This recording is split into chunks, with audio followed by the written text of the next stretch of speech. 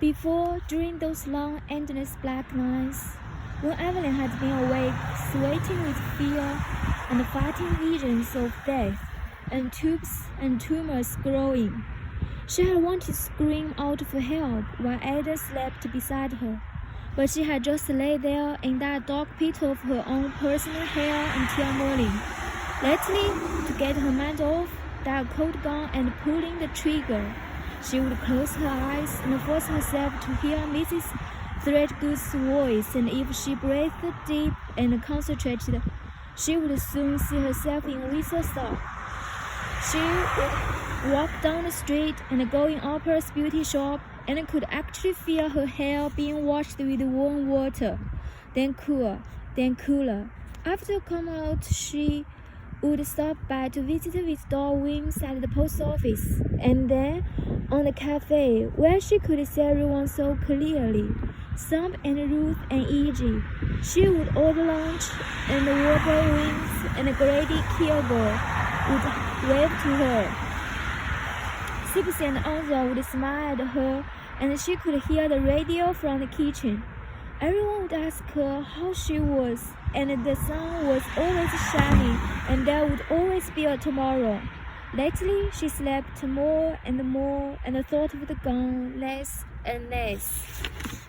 When she woke this morning, Evelyn realized that she was actually looking forward to going to the nursing home. Sitting there all these weeks listening to stories about the cafe and Windsor Stop had become more of a reality than her own life with Ed in Birmingham. When she arrived, her friend was in a good mood, as usual, and was happy to get the Hershey bar without almonds, a special request. Halfway through it, Mrs. Threadgood was busy wondering about a home bar she had known years ago. Lord, I wonder whatever happened to Smoky Lonesome. It's no telling where he is now, probably dead somewhere, I guess. I remember the first time he ever came in the cafe. I was having a plate of fried green tomatoes, and he knocked on the back door, looking for food. E.J. went in the kitchen, and pretty soon she came back, and with this poor fellow that was filthy dirty from riding the rails, and told him to go into the bathroom and wash up, and she'd give him a bit to eat. E.J. went to fix him a plate, and said that was the lonesomest looking character she'd ever seen. He said his name was Smoky Phillips, but E.J. named him Smoky Lonesome.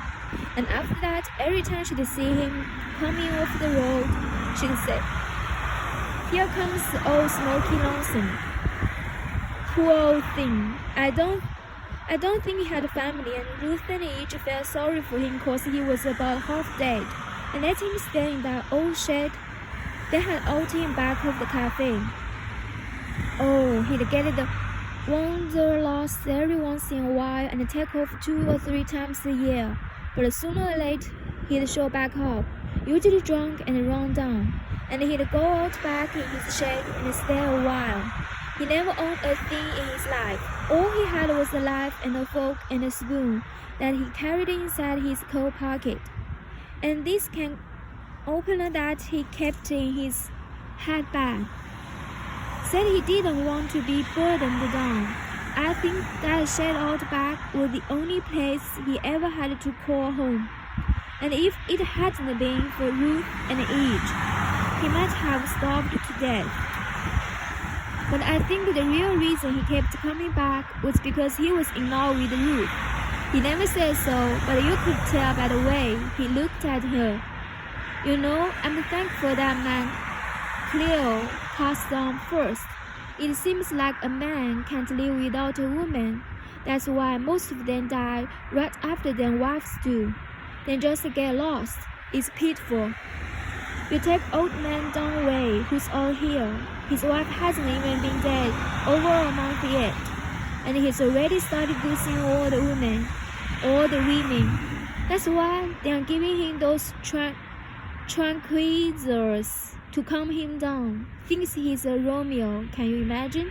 And you should see what he looks like, just like an old turkey buzzard, with big floppy ears and all.